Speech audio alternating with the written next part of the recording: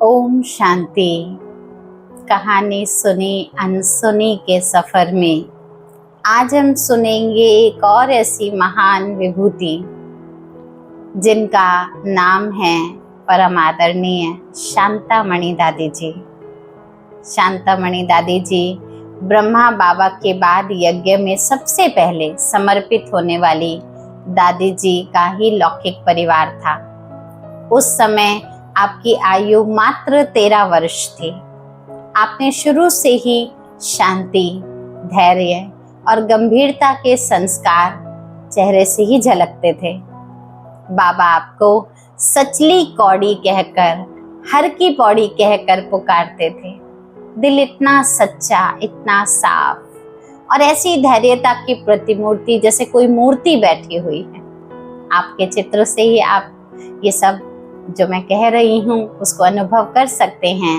आपके नैनों में वो स्थिरता, वो मधुरता, वो गंभीरता और आपके जो वात्सल्यपूर्ण चेहरा था वो दिखाता था कि सच में कैसे परमात्मा की हर की पौड़ी माना आपके पास अगर कोई पहुंच जाए तो जैसे गंगा नहा ले, उस सत्य को प्राप्त कर ले। और बोर्डिंग स्कूल जब आदि स्थान समय समय पर खुला करता था और छोटे छोटे बच्चों को जब एडमिशन दिलाया करता था तो आप उनमें से निमित्त 5 मुख्य चिड़ियाएं जो तैयार हुई थी, बाबा प्यार से चिड़ियाएं कहते थे, तो आप उनमें से एक थी। छोटी छोटी बच्चियां जो खास पहले एडमिशन लिया था। कम से कम साधनों में आप बड़ी ही साधना मूर्त रही। कभी भी ये चाहिए वो चाहिए, ये ऐसा है वो ऐसा है, इन बातों में आप नहीं गई। आपके जीवन में बस एक ही प्रमुख धारणा थी, बाबा और मुरली। उसके अलावा जीवन भर आपके दिल में कुछ भी नहीं रहा। पिता व्रता की मिसाल और सती व्रता का एक सच्चा पालन करने का जो मिसाल है वो आपके जीवन में है। झाड़ के चित्र में भी जो कल वृक्ष का ब्रह्मा कुमारी इसका चित्र बना हुआ है उसमें भी मम्मा और बाबा के साथ जड़ों में जो तपस्या रूप में अष्ट रत्न दिखाए जाते हैं, आप उसमें भी विशिष्ट रूप से तपस्वी रूप में विराजमान दिखाते हैं। शांतिवन जब बना था उसके निर्माण में आपका बहुत ही बड़ा योगदान था और आपके विषय में जैसे समुद्र ऊपर से धीर गंभीर होते हुए भी अपने अंदर विशाल समुद्रिक संपदाएं समाकर रखता है, इसी प्रकार का आपका व्यक्तित्व रहा था। आप हैं ऐसी दादी शांतामणि जी, शीतल शांति की चैतन्य मूर्ति बनकर शांतिवन के बेहद प्रांगण में, खासकर वो भी वरदानी भवन में सदा वरदान लुटाती हुई दादी के अंदर वो प्रेम, वो वात्सल्य, वो दृष्टि मिलन जो एक दिल में गहरी छाप छोड़ देता था, ऐसा दादी जी का अनुभव हर कोई ब्रह्मावत्स आकर प्राप्त करता था। यज्ञ के आदि काल में सिंध हैदराबाद में एक प्रभावशाली प्रतिष्ठित सखरानी परिवार में आपका जन्म हुआ था। आपके दादाजी का नाम था प्रताप सखरानी जो बहुत ही भद्र और सरल और आस्तिक थे। पिताजी का नाम था रिजूमल सखरानी और माताजी का नाम था सती सखरानी। सखरानी जी और माताजी का लौकिक माता पिता का जीवन बहुत ही सुखमय था और उनको देख सब कहते थे ये तो जैसे कि श्री लक्ष्मी और श्री नारायण की जोड़ी है। आपके पिताजी कठोर परिश्रमी और बुद्धिमानी थे। उनका व्यवसायिक केंद्र श्रीलंका में था जो बहुत ही सफल था, इसलिए लौकिक परिवार की आर्थिक स्थिति भी बहुत अच्छी थी। उस जमाने में भी बहुत अच्छी आर्थिक स्थिति थी। आप 5 बहनें और 1 भाई थे। भाई सबसे बड़े थे, ये आपके लौकिक परिचय के रूप में बताया जा रहा है, जिनका नाम जगूमल सखरानी था। बहनों में भी बहुत ही सुंदर नाम थे, देवी, कला, लीला, लक्ष्मी। आप लीला जिनको दादी शांतामणि जी ही जिनके बारे में आप सुन रहे हैं, लक्ष्मी जिनको दादी संदेशी के रूप में भी सुनेंगे आप आगे, और भगवती जो अलौकिक नाम उनका ज्योति पड़ा था। आपकी एक मौसी भी थी। आपकी मौसी का नाम ध्यानी था, वह भी शुरू से यज्ञ में समर्पित थी। ध्यान में जाने के कारण उनका नाम ध्यानी पड़ गया था, क्योंकि शुरू शुरू में साक्षात्कार का बहुत सुंदर पाठ चलता था। बाबा उन्हें कभी कभी मिश्री भी कहते थे, क्योंकि वो बच्ची जो बहुत ही गहरे भाव से बाबा की उस बात को बड़ी गहराई से सुनती थी और इतने प्यार से उसका वर्णन करती थी, तो बाबा कहते थे आप बहुत मीठी हो, आप ना मिश्री हो। इस प्रकार आप यज्ञ के आदिकालीन पूर्ण समर्पित परिवार की एक विशेष समर्पित सदस्य थी। नहीं तो आप सोचिए, आदिकाल के लिए कहते थे कि घर बार छुड़ा देंगे, जो आएगा बस वो रहेगा, बाकी घर से लिंक टूट जाएगा। लेकिन आप सब परिवार, पूरा परिवार, आप सोचिए मौसी आदि सहित दूर दूर तक भी सभी समर्पित हुए और यज्ञ इतिहास में आपने बहुत बड़ा योगदान दिया। आपका परिवार लौकिक जीवन में भी देखा जाए तो आपके पिताजी बहुत ही बड़े गुरु भक्त थे, गुरुओं के प्रति बहुत ही मान रहा करता था। मकान में एक विशेष कोठरी को गुरु घर कहा जाता था। रोज शाम को पिताजी के निर्देशक अनुसार सभी बच्चे उस कमरे में प्रार्थना करने जाते थे। जैसे माता पिता बच्चों में संस्कार भरते हैं, तो ऐसे ही आपके पिताजी ने भी सभी बच्चों के अंदर ये संस्कार भरे थे कि जैसे ही शाम होगी हम सब उस गुरु घर में जाकर उस कमरे में प्रार्थना करेंगे। प्रार्थना के पश्चात माँ जो थी प्रतिदिन गुरुमुखी जो ग्रंथ है, जप साहब, सुखमणि आदि धर्म पुस्तकें पढ़कर समझाती थी। ऐसे नहीं सिर्फ पढ़ के चले जाना, लेकिन समझाना। इस प्रकार छोटी आयु से ही आप सत्संग प्रेमी रही, धर्म प्रेमी थी। ब्रह्मा बाबा के साथ आपके पिताजी का भी बहुत अच्छा और गहरा संबंध था।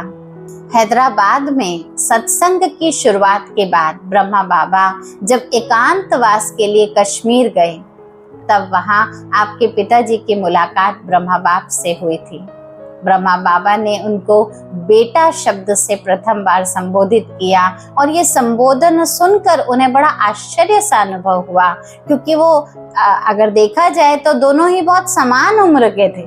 लेकिन ब्रह्मा बाबा के मुख से बेटा शब्द निकलना वास्तव में ऐसा लग रहा था ये तन नहीं बोल रहा, इसके अंदर कोई चैतन्य सत्ता बोल रही है। तो वास्तव में ब्रह्मा बाबा के तन में तब तक अवतरित हुए परमपिता परमात्मा शिव उनको संबोधित कर रहे थे बेटा। उसके बाद बाबा की दृष्टि आपके पिताजी ने किस प्रकार दिव्य धाम का उस दृष्टि के द्वारा साक्षात्कार प्राप्त किया।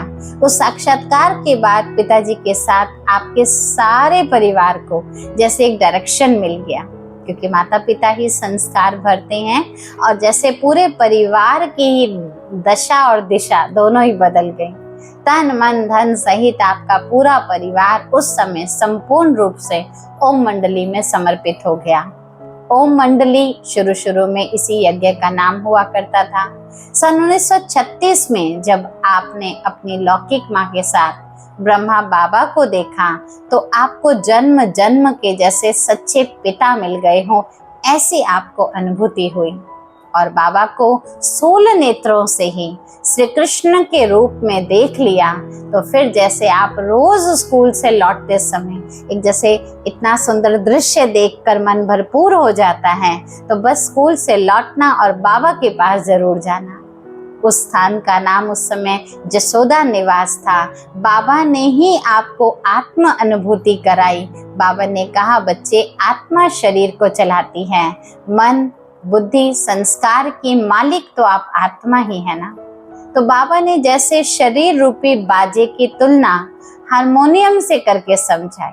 ये इंद्रियां जैसे बोलती हैं, लेकिन बोलती कब है? जब आत्मा इसमें विराजमान होती है। ऐसे हारमोनियम में सुर है, लेकिन जब तक कोई बजाएगा नहीं वो सुर बाहर कैसे निकलेंगे। तो बाबा ने बहुत ही अच्छे बुरे संस्कारों का सारा ज्ञान दिया, कर्मों का ज्ञान दिया। बाबा ने खुद अपने हस्तों से एक कागज पर, दादी जी खुद अपना अनुभव बता रहे हैं कि मुझे देवलोक सतयुग कैसा होगा, मनुष्य लोक और पाताल लोक का चित्र बनाया और पूछा अब बताओ आप इस समय कहाँ पर हो। मनुष्य लोक में हो तो बताओ कहाँ जाना चाहती हो। अगर इस समय आप मनुष्य लोक में हो तो कोई तो आपका लक्ष्य है जाने का, देवलोक में या पाताल लोक में। आपकी बुद्धि ने कितनी तीव्रता से बाबा की उस बात को समझा और फौरन निर्णय दे दिया, बाबा मैं तो देवलोक में जाऊंगी। बाबा ने कहा, बच्ची अगर देवलोक में जाना है तो फिर भोजन भी देवताओं जैसा खाना पड़ेगा, गुण भी तो देवी संस्कार धारण करने पड़ेंगे, और ऐसी दुनिया में जाने के लिए, ऐसा लायक बनने के लिए पढ़ाई भी तो ऐसी ऊंची देव पद की पढ़ाई पढ़नी पड़ेगी। बस बाबा का कहना और आपका उसी दिन से ईश्वरीय परिवार से बहुत गहरा प्यार हो गया। नियमित आप बाबा के पास जाती थी, बहुत ही लगन से ईश्वरीय पढ़ाई पढ़ती थी। जैसे कि 5 चिड़ियाओं की बात चल रही है, आप उनमें से एक थी। जब बोर्डिंग स्कूल प्रारंभ हुआ था तो ईश्वरीय ज्ञान की शुरुआत से पहले ब्रह्मा बाबा ने लौकिक स्कूल की तरह एक बिल्डिंग बनाई थी। बाद में उसे ओम निवास का नाम दे दिया गया था। बाबा ने कश्मीर में रहते ही उस समय उस भवन में बोर्डिंग खोलने की और सत्संग में आने वाली माताओं और उनके बच्चे या बच्चियों को रूहानी और जिस्मानी मनात्मा का भी ज्ञान हो, और शारीरिक रूप से भी शरीर निर्वाह कमाई आदि के लिए जो भी लौकिक पढ़ाई जाती हैं, तो दोनों प्रकार की शिक्षा देने की योजना बनाई। सन 1937 में दीपावली के दिन बकायदे बोर्डिंग का उद्घाटन हुआ, प्रॉपर जैसे इनॉग्रेशन होता है वैसा हुआ, और बच्चों को पढ़ाने के निमित्त 5 दादियों को नियुक्त किया गया था। उनमें से आप एक थी। बाबा आपकी टीम को 5 चिड़ियाएं कहकर संबोधित करते थे, जबकि तब आपकी खुद की आयु मात्र 14 वर्ष की थी। क्यों बाबा आपको सचली कौड़ी, हर की पौड़ी कहते थे? क्योंकि झाड़ के चित्र में, जो कल्प वृक्ष का चित्र है, मम्मा बाबा के साथ तपस्यारत अष्टरत्नों में आप विराजित रहती थी, बैठा हुआ दिखाते हैं। आप कराची में यज्ञ कारोबार भी संभालती थी। आपका शुरू में ही ध्यान दीदार का पार्ट रहा, बाद में भले ही वो पार्ट हल्का हो गया, क्योंकि कारोबार की ओर ध्यान देते देते बाकी संदेशियां भले रही, लेकिन आपका वो रोल समाप्त था। लेकिन उसमें भी कभी संशयात्मक नहीं बनी। बाबा कहते थे, इस बच्ची ने जब से यज्ञ में कदम रखा है, अपने शांत स्वरूप के द्वारा अपनी अनेक विशेषताओं को प्रकट किया है। जो दिल में है वो इनके चेहरे पर है। तो जैसे सचली कौड़ी बोलते थे बाबा, आपके गुणों को देखकर बाबा ने आपको नाम दिया सच्ची दिल साफ दिल, सिंधी में सचली कौड़ी कहा करते हैं। आप बहुत ही मिलनसार, गुणग्राही होकर यज्ञ में चली। हर बात में संतुष्ट रहना और संतुष्ट करना, ये आपका विशेष गुण रहा था। आपको बाबा हर की पौड़ी भी कहते थे, क्योंकि यूं तो गंगा बहती रहती है और भक्तों की भावना पूर्ण करती हुई जाती है, परंतु गंगा का एक हिस्सा यह भी है कि हर की पौड़ी खास उस स्थान पर जाकर जो स्नान करता है उसका ज्यादा महत्व होता है। तो जैसे वहां गंगा स्थिर रहती है, बहती हुई नहीं लगती। और जगह तो आप देखेंगे ना तो बहाव होता है बड़ा तेज, लेकिन हर की पौड़ी एक ऐसा स्थान है, आरती होती है वहां पर, बहुत भीड़ होती है। वहां का एक डुबकी लगाना बड़ा पुण्य माना जाता है। वहां ऐसा लगता है गंगा ठहर गई है। तो दूर दूर से दिशाओं से भक्त जन वहां आकर डुबकी लगाते हैं, अपनी प्यास बुझाते हैं।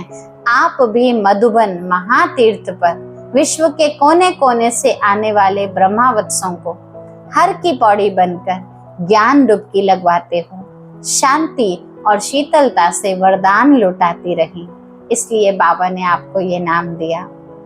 यज्ञ के माउंट आबू स्थानांतरित होने के बाद अन्य दादियों की तरह आपको भी एक स्थान पर सेवारत करने के लिए भेजा गया, जो लखनऊ मुख्य पड़ा।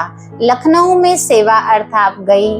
वहां भी शुरू में अनेक परीक्षाओं को पार करते हुए एक बल एक भरोसा 17 वर्ष आप वहां सेवारत रही। बाबा ने एक बार आपको श्रीलंका भी सेवार्थ भेजा था। आप ईश्वरीय सेवा का वहां भी बहुत अच्छा बीज बोकर आई। प्यारे बाबा के अव्यक्त होने के बाद आप मधुबन में ही फिर स्थायी रूप से सेवा करने के लिए निवास करने लगी। शांतिवन जब बन रहा था उस समय नेचुरल निर्माण करने के लिए एक जिम्मेवार की कोई आवश्यकता होती है।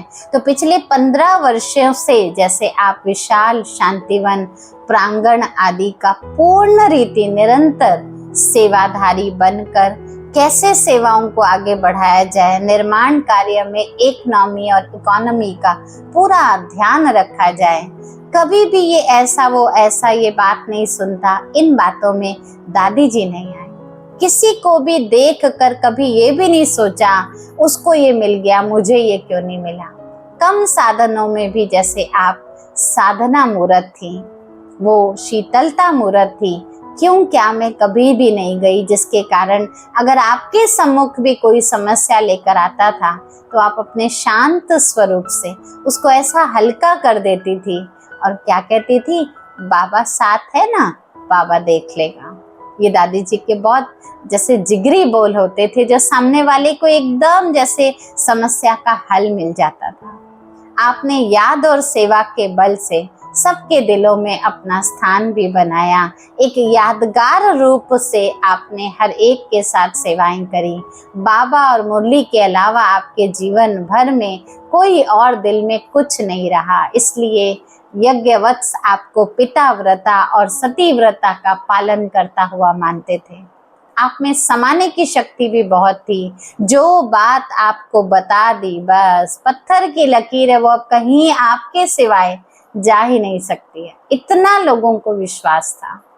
आपको सुनाने के बाद बात इधर उधर चली जाए ऐसा हो ही नहीं सकता। किसी ने आपको कभी कोई कड़वा जोर से बोलते हुए भी नहीं देखा। दादी की बहुत मीठी आवाज हुआ करती थी। कभी किसी को आंख दिखाई हो, वो सदा प्यार सदा शांति, कारोबार करके ऐसे न्यारी रहते हुए कारोबार करती थी जैसे मैं तो कुछ कर ही नहीं रही हूँ, ये तो करावनार करा रहा है, मैं एकदम न्यारी हूँ। कर्तापन के भान में ही नहीं रहते थे आप। इसीलिए हरदम शांति की शक्ति से आप भरपूर रही। एक बार आपकी बाजू में बहुत तकलीफ भी हुई थी, कोई घबराहट नहीं थी, लेकिन आप सहनशीलता की देवी इस पुराने शरीर में कई बार टांके पे टांके, चत्तियों पे चत्तियां, माना पैचेस कितने लगवाए, कितना ही कुछ हुआ, लेकिन ऐसे जाती थी लगवाने जैसे इस शरीर का कार्य हो रहा है, मैं तो इससे न्यारी हूँ। ऐसी सदा शांति के एक रस साक्षी दृष्टा बनकर आपने अपना पाठ बजाया। इसी प्रकार आपके विषय में और भी बहुत गहन गहन अनेक आत्माओं ने जो अनुभव करे वो हम अगले एपिसोड में सुनेंगे। ऐसी थी हमारी आदरणीय शांतामणि दादी जी। ओम शांति।